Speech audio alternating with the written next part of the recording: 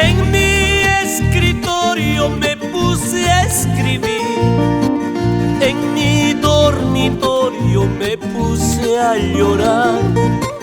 Este lapicero, maldito papel, fueron los culpables de nuestro loco amor. Al leer esta carta no vayas a llorar, solo es un recuerdo de nuestro gran amor.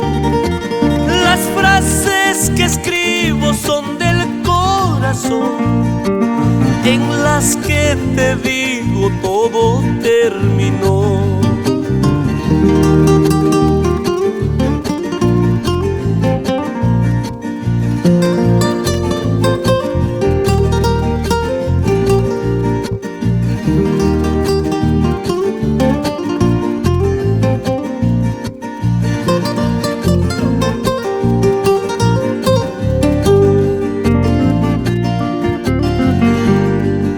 Sé que en tu camino hay flores y amor, hay en mi camino solo sabe Dios.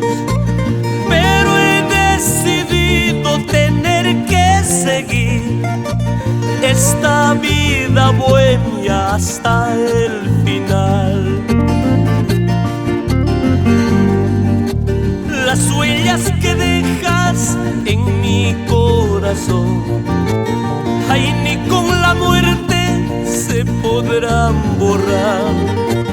Las huellas que dejas en mi corazón, ay, ni con la muerte se podrán borrar.